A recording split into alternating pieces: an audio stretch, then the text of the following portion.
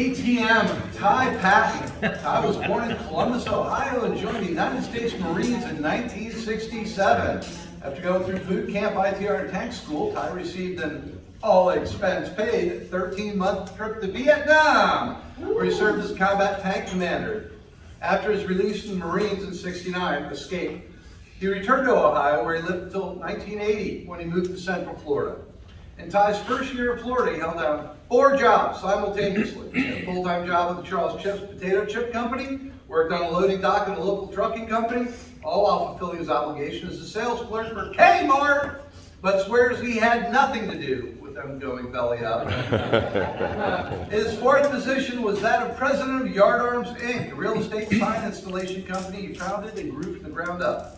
With his refractory speech titled Make It Relevant, please welcome ATM Ty Patten. Hi. Good morning, everyone. Good morning. I want every one of you to know, especially our newest member, this is our classroom. This is where we learn. You know, Norman Vincent Peale, who was a philosopher and a doctor of ministry, once stated that most of us would rather be ruined with praise than corrected with criticism. Think about that for a moment. We are in the classroom here today so that we can learn, so that we can receive that critique that we need in order to go out into the world and excel like no other can. We've heard it so many times. We started off with the toast, talking about improving our speaking ability. Speaker number 1, he was able to get up here and draw from his experience because he's got that experience. So many of us come in here and, yeah, we want this trophy. We want to be able to take it home and say, look what I won.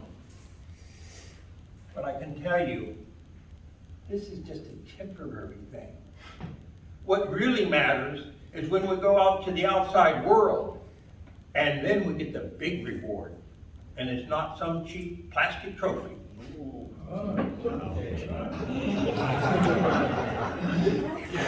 It is developing a life that we can be proud of, that we can pass on to our children and our grandchildren. And as Tim Brickney said, it needs to be relevant. It needs to be something that is a story within you. And your stories are totally different than mine. And you are really lucky about that. But my stories are what make me unique. My stories are the ones from which I can draw. And I can learn from each of you vicariously. That's why it's incumbent upon each of us that when we come in here, we just simply be ourselves. Stephen Covey. How many of you have heard of Stephen Covey, 7 Habits of Highly Effective People? Number 2. How many of you remember what number 2 is? For those of you who do not know Stephen Covey, number 2 is begin with the end in mind. Where do you want to be? Do you want to be like Tim Taylor and have a multi-million-dollar business that he started out of the trunk of his car? Yes. Do you want a whole room full of trophies? How about number 1 evaluator, Jeff Rupanov?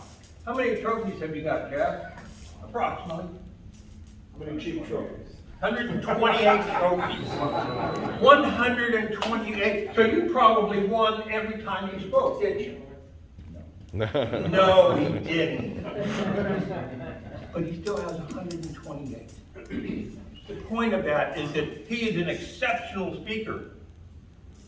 He didn't win 128 trophies by speaking 128 times. What would you estimate? 1,000 times? Yeah. Okay. Tim Taylor, a very successful businessman. Did every decision you make turn out to be a good one? Oh, no. Oh, no. But as Tim has told us in the past, when you fall down, you pick yourself up and you dust yourself off and you continue on. Making it relevant. It's important that it's relevant to us, but who is it more important to when we're trying to convey that message? It's important to our audience. One of my biggest blunders when I first got in this club, and I was trying to talk about purchasing something of value. And at that time we had, 6 or 7 attorneys, we had several CPAs, we had a number of PhDs, some professors at UCF, and I'm trying to tell them about buying quality. These people that are already driving Mercedes and Lexus and all that, and I'm talking about buying a good quality screwdriver. Most of them didn't even know how a screwdriver fit in their hand. I started off with an introduction that has no relevance to my speech. And I did that purposely, so you'll take that message with you about the relevance. Stephen Covey said, start with the beginning, begin with this end in mind. I'll get there. Begin with the end in mind. Well, I'm ending with the beginning in mind, because it's important when you're talking, it's important when you set up your speech that you have a relevant introduction. Who cares that I was born in Ohio? Anybody other than me? Okay. We hear introductions, oh yeah, I've been married for 38 years, I've got 3 daughters, I've got a wife, I've got a pet dog that's a female, I live in a... If you're talking about something that is not relevant to being married to 3 women, I have been. It makes no difference. Happy Valentine's. Oh, shucks. So just keep that in mind. Be yourself. When you're up here, and by the way, you don't have to speak in front. 2 weeks ago, Carson Schaefer won the trophy for Best Speaker. He did it from behind the lectern. You know, wherever you're comfortable, wherever you can make your best point and connect with your audience, because it's all about connection. Pastor Joel Hunter said, people will respect you for your successes, but they'll connect with you for your hurts, your pains, and your losses. Connect.